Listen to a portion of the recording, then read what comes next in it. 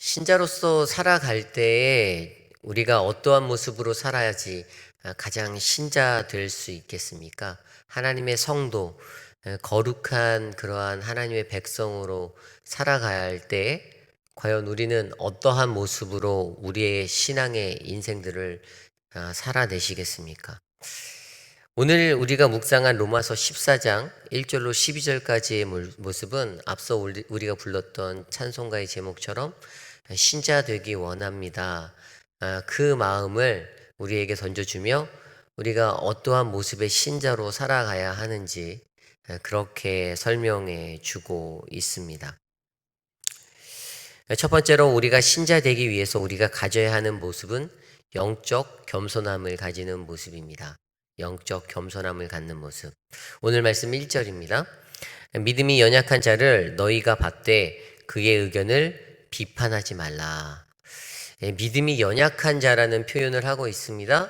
사도 바울은요, 어떤 한 공동체 안에 있는 사람들의 그 믿음의 분량을 설명하고 있습니다. 믿음이 강한 자도 있고 연약한 자도 있다라고 설명합니다. 그렇게 모여서 공존하고 있는 것이 바로 공동체라는 것입니다. 물론 믿음의 크기를 우리들이 판단할 수는 없습니다. 무슨 믿음이 크다, 적다 말하기는 어려운 것입니다. 그러나 분명히 믿음에는 그 분량은 분명히 있습니다. 그 분량은요, 그 사람들이 가지고 있는 그 믿음의 스텝에 따라서 나뉜다라고 저는 생각되어집니다. 예를 들어서 처음으로 신앙생활을 시작하는 초신자들, 그들이 가지고 있는 걸음은 이제 신앙의 걸음마를 하는 단계. 그리고 신앙생활을 제법 한 그러한 몇십 년 이렇게 오랫동안 하신 분들은 걸음마 단계가 아니라 충분히 스스로 뛸 수 있는 그러한 영적 어떤 스텝의 단계에 놓여져 있다라고 그렇게 바라보는 것입니다. 그럼에도 사도 바울이 집중하는 것은요, 믿음의 연약한 자, 또 연약하지 않은 자에 대해서 설명합니다. 믿음이 연약한 자를 너희가 받되 그의 의견을 비판하지 말라라고 이야기하고 있죠. 이 말은 무슨 말입니까? 공동체 안에 자기가 제법 믿음이 있다라고 생각하는 사람들이 믿음이 연약한 스텝의 사람들을 비판하는 것입니다. 판단하는 것입니다. 자기가 조금 안다라고 해서 우쭐대는 그러한 모습이죠. 내가 신앙생활 했기 때문에 내 경륜과 내 연륜과 그것으로 판단하는 판단자의 모습을 성도들이 범할 수 있다라고 이야기합니다. 그리고 2절 말씀에 어떤 사람은 모든 것을 먹을 만한 믿음이 있고 믿음이 연약한 자는 채소만 먹느니라. 여기에도 어떤 이들에 대해서 구별하죠? 그들은 믿음이 좀 이렇게 좀 있는 사람들, 연약하지 않은 사람들, 그들은 모든 것을 먹을 수 있는 그러한 사람으로 비유하였습니다. 그리고 믿음이 연약한 자는 채소만 먹는 그러한 모습이죠. 이 믿음의 단계가요, 어떻습니까? 아이를 낳으면요, 아기가 처음부터 밥을 먹을 수 없잖아요. 처음에 이유식이라는 것을 먹고 살아갑니다. 이유식을 먹고 나서 이유식 단계가 끝나면 이제 일반적인 레귤러 밥을 우리가 아이들이 먹을 수 있지 않습니까? 저도 그렇게 자랐고 여러분들도 그런 시간이 있었습니다. 우리가 이런 믿음들을 판단할 때 분명히 그 단계가 있다는 것이죠. 예수님을 처음 알게 된 사람들, 그들의 행할 수 있는 믿음의 범위가 있습니다. 그들이 걸음마부터 걷는 그 단계로 가야지 그 다음에 걸음마를 완수하고 뛰어다닐 수 있는 신앙의 역할들, 강한 믿음을 가지고 견고한 믿음을 가지고 신앙생활을 할 수 있는 것이죠. 분명히 그 스텝에 대해서 설명해 주고 계십니다. 3절 말씀에 먹는 자는 먹지 않는 자를 업신여기지 말라라고 말합니다. 내가 좀 먹을 줄 안다고, 내가 좀 믿음이 있다고, 내가 연륜이 있고 내 믿음의 경륜이 있다고 나의 경륜을 믿고 잘난 체 하지 말라라는 말입니다. 다른 사람을 업신여기는 그러한 것들을 실수하지 말라라고 설명합니다. 그리고 그것에 대한 이유를 적어 주시는데 그것이 바로 또 먹지 않는 자는 먹는 자를 비판하지 말라라고 이야기합니다. 동일하게 먹지 못하는 신앙의 처음 생활을 하는 자들도 신앙이 있는 그러한 경륜이 있는 그러한 자들을 무조건 비판하는 그런 모습을 삼가라고 이야기합니다. 그런데 거기에는 반드시 이유가 있습니다. 그 이유가 바로 하나님이 그를 받으셨음이라라고 설명하고 있습니다. 하나님이 그를 받으셨다. 이것이 무엇일까요? 1절에도 받되라는 단어가 나옵니다. 받되. 1절에 나오는 받되라는 단어는 헬라어로 람바노라는 단어, 받아들이다라는 단어입니다. 이 람바노라는 단어가 가지고 의미하는 것은요, 하나님께서 하나님이 자녀 삼은 사람들을 우리들이 판단하지 말라. 하나님께서 받아들이신 것에 대한 이야기를 하는 겁니다. 하나님이 받아들이신 것에 대해서는 절대로 그 누구도 판단할 수 없다라는 관념이 바로 이 람바노라는 단어에 개입되어져 있습니다. 람바노는 하나님이 받아들여 주신 것이기 때문에, 하나님이 받으신 것이기 때문에 인간인 우리들의 것들로 판단하고 기준할 수 없다라는 것을 설명해 주고 있습니다. 거기에다 한 발 더 나아가서 4절 말씀에 남의 하인을 비판하는 너희는 누구냐? 그가 서 있는 것이나 넘어지는 것이 자기 주인에게 있음에 그가 세움을 받으리니 이는 그를 세우시는 권능이 주께 있음이라.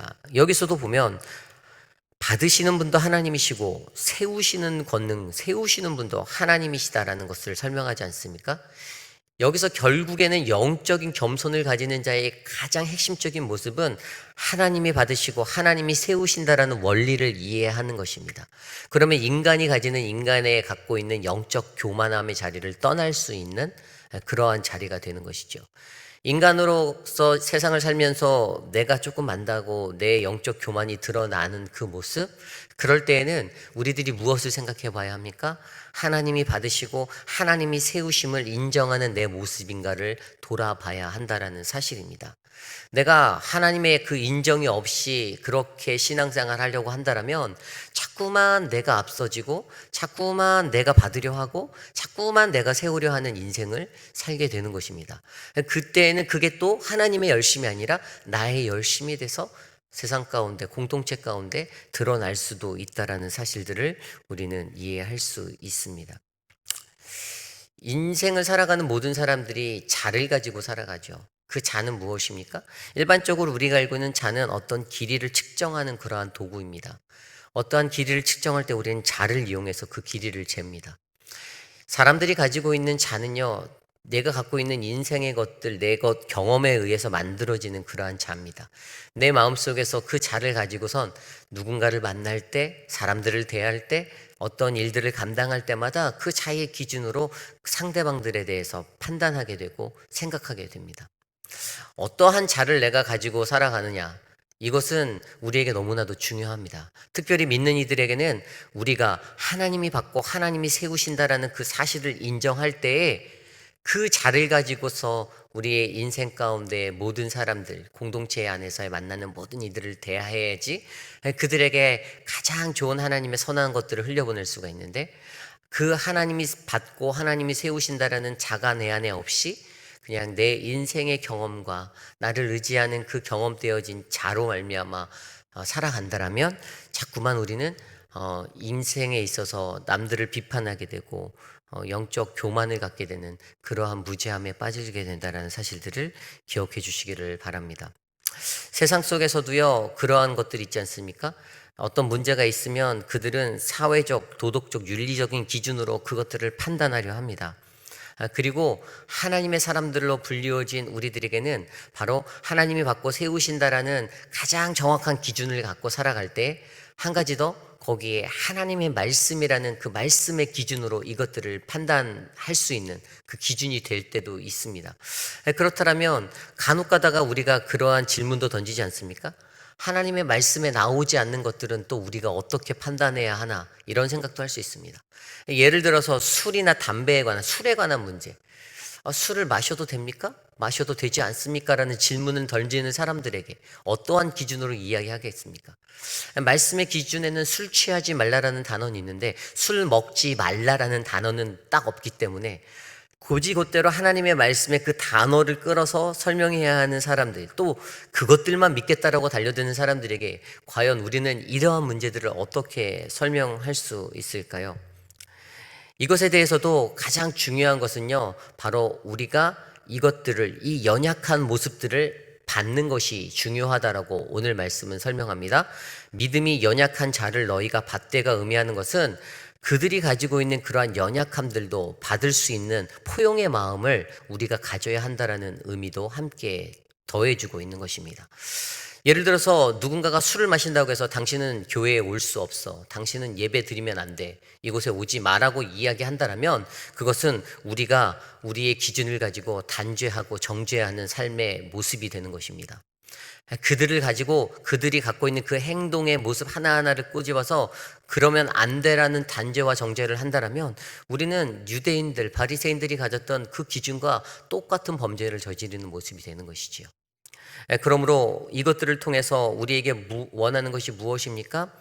우리가 영적 겸손함을 가지는 것은 하나님이 받고 하나님이 세우신다는 사실을 인정하는 것, 더욱이 그것을 가지고선 더욱더 넓은 포용력을 가지고 다른 이들을 받아들일 수 있는 그러한 포용의 신앙으로 나아가는 자리가 바로 영적 겸손을 가지는 사람의 진정한 모습이다라는 것이죠. 사도 바울이 그것들을 알기에 로마서 14장 21절 그 다음 말씀에 어떻게 설명합니까? 고기도 먹지 아니하고 포도주도 마시지 아니하고 무엇이든지 내 형제로 거리끼게 하는 일을 아니함이 아름답다라고 설명합니다. 이 말이 무슨 말입니까? 어떠한 것이든지 다른 이에게 불편함을 주고 다른 일을 어렵게 하는 것들을 한다면 그것은 아름다운 모습이 아니라는 것이죠. 영적 교만함이라는 것은 나 중심의 삶에부터 흘러나오는 것입니다. 내가 기준이 되고 내가 자가 되고 내가 척도가 되어 있기 때문에 때론 그러한 것들로 행할 때 다른 사람이 불편할 수도 있다는 생각들을 우리는 분명히 해보아야 합니다. 내 입장에서는 이것이 배려라고 말합니다. 하지만 받아들이는 사람의 입장에서는 그게 불편함이 될 수도 있다는 사실, 정말로 영적으로 지혜로운 자는 바로 그러한 영적인 겸손함을 가진 사람은 바로 이러한 넓은 시야, 넓은 마음을 가지고 행할 수 있는 사람이어야 한다는 것입니다. 야고보서 4장 11절 12절 말씀에 이렇게 설명합니다. 형제들아 서로 비방하지 말라. 형제를 비방하는 자나 형제를 판단하는 자는 곧 율법을 비방하고 율법을 판단하는 것이라. 내가 만일 율법을 판단하면 율법의 준행자가 아니요 재판관이로다. 입법자와 재판관은 오직 한 분이시니 누가 능히 구원하기도 하시며 멸하시기도 하시느니라. 너는 누구이기에 이웃을 판단하느냐. 인간의 판단, 입법자와 재판관은 오직 한 분 하나님이시다라고 선언합니다. 우리들 보고 판단자 되지 말라라고 이야기하고 있습니다. 영적 겸손함을 가지십시오. 저와 여러분들이 그러한 인생이 되기를 간절히 소망합니다. 영적 교만의 자리가 아니라 영적 겸손함을 가지고 우리들의 인생을 살아갈 수 있는 것. 내 판단으로 다른 사람의 누군가의 모습을 보고 저 사람은 왜 저래? 저 사람은 이럴까? 세상에 수많은 사람들이요, 가장 많이 갖고 있는 기준이 무엇인지 아십니까? 정치인은 이래야 되지 않아? 또 목사들은 이래야 되지 않아? 뭐 믿는 사람들은 이래야 되지 않아? 그 기준들이 너무 강하기 때문에 세상 사람들이 가지고 있는 그 판단과 같이 우리도 똑같이 그 판단으로 살지 말고 우리들은 영적 겸손함을 가진 모습으로 살아가야 한다라는 것입니다. 그 성경에 보면요, 그 다윗의 이야기가 있습니다. 다윗이 사무엘상 24장에 보면요, 어떤 이야기가 있냐면 이제 사울에 의해서 쫓겨가서 동굴로 동굴에 숨어 있을 때 이야기입니다. 쫓겨가서 동굴에 숨어 있는데 사울이 이제 그 대변이 마려워서 막 뛰어들어오지 않습니까? 그 동굴 안으로 들어올 때 그를 죽일 수 있는 그러한 기회가 있었습니다. 그런데도 불구하고 그의 목을 베지 아니하고 그냥 그의 옷자락만 살짝 베는 그러한 이야기가 사무엘상 24장에 나옵니다. 그런데 그 이야기가 어떤 것을 우리에게 던져줍니까? 다윗의 병사가 이야기합니다. 죽일까요? 그런데 다윗의 말이 여호와께서 기름 부으신 자 그 내 주를 내가 치는 것은 여호와께서 금지하시는 것이다라고 다윗이 설명하였습니다. 다윗이 어떻게 이런 것들을 말할 수 있었을까요? 거기에서 더 나아가서 사무엘하 16장에 가면요, 시므이가 저주하는 모습이 나와요. 시므이가 막 다윗한테 막 변화별 욕을 하면서 막 다 저주합니다. 도망가는 이제 아들의 압살롬의 그것을 피해 도망가는 다윗을 향해 막 저주하는 시므이가 나와요. 그때 그럴 때는 사람들이 심의에 대해서 저 사람을 내가 이렇게 칠까요라고 물어보았을 때 그렇게 하지 말라라고 말리는 다윗의 모습이 있습니다. 하나님께서 저 사람을 통해서 저 사람을 시키셨다면, 저 사람을 들어 쓰신다라면 지금 저 사람이 하는 그 저주는 하나님이 나에게 부어오시는 거고, 만약에 하나님께서 나의 비참함을 보시고 나를 불쌍히 여기셔서 하신다라면 저가 저주하는 그것보다도 나를 더 형통하게 잘 되게 회복하실 거라는 그러한 말을 그렇게 합니다. 다윗이 바로 이러한 앞서 영적 겸손함을 가진 진정한 사람이다라고 저는 생각이 되었습니다. 세상을 살아갈 때 어떠한 모습으로 살아가느냐는 저와 여러분들의 선택입니다. 그러나 우리 안에 가지고 있는 영적 겸손함은 하나님이 받고 하나님이 세우신다, 바로 이것을 아는 것, 그리고 이것을 통해서 더 넓은 포용력을 가지고 살아갈 수 있는 것, 이것이 바로 진정한 신자 그리스도인들에게 요구되어지는 인생임을 저와 여러분이 기억하시기를 바랍니다. 오늘 두 번째로 바로 이러한 영적 신자 되기 위한 두 번째 모습은요, 바로 군사의 삶을 살아가는 모습입니다. 군사로서의 삶. 이 군사로서의 삶은 바로 위하여의 삶입니다. 어떠한 것일까요? 오늘 말씀 6절 말씀, 7절 말씀 읽겠습니다. 나를 중히 여기는 자도 주를 위하여 중히 여기고 먹는 자도 주를 위하여 먹으니 이는 하나님께 감사하며 먹지 않는 자도 주를 위하여 먹지 아니하며 하나님께 감사하느니라. 우리 중에 누구든지 자기를 위하여 사는 자가 없고 자기를 위하여 죽는 자가 없도다. 우리가 살아도 주를 위하여 살고 우리가 살고 죽어도 주를 위하여 죽나니 그러므로 사나 죽으나 우리가 주의 것이다. 여기에 보면요, 주를 위하여, 자기를 위하여 이러한 단어들이 나옵니다. 세상을 살아갈 때 우리가 누구를 위하여 살아가는가는 굉장히 중요합니다. 나를 위하여 살아가는 사람은 이기적인 모습으로 살 수밖에 없습니다. 왜냐하면 나의 이익을 위해 살기 때문입니다. 그러나 우리가 살아도 주를 위하여 살고 죽어도 주를 위하여 죽는다라는 이 바울의 고백이 어떠한 것입니까? 이 고백은 바로 내가 하나님의 것임을 인정하는 자의 고백입니다. 내가 내 것이 아니라 내가 하나님의 것임을 받아들이고 선포하는 자의 삶은 살아도 주를 위하여 죽어도 주를 위하여 살 수 있는 사람이라는 것입니다. 그리스도께서 우리를 위하여 죽으셨다가 다시 살아나신 것, 그것을 인정하는 것, 그러므로 내가 주님과 함께 죽고 주와 함께 살리라, 이렇게 고백하는 바울의 모습, 그러한 자들의 삶, 저는 이러한 삶의 모습이 바로 군사의 삶이다라고 생각합니다. 군사는 어떻습니까? 군사는요, 자신의 그 커맨드 내리는 명령을 받아서 그대로 순종하고 복종합니다. 군대에 다녀오신 분들도 계시지만 군대에 가면요, 내가 하고 싶은 것 2등병일 때 할 수 없습니다. 그냥 위에서 병장들이 상병들이 시키는, 소대장이 시키는 그 일들을 합니다. 가서 화장실 청소하라면 화장실 청소하고, 가서 야드 정리하라면 야드 정리를 하고, 운동하기 싫은데 나와서 전투체육하자고 하면 전투체육하고, 그냥 명령대로 복종하며 사는 것이 군사의 모습입니다.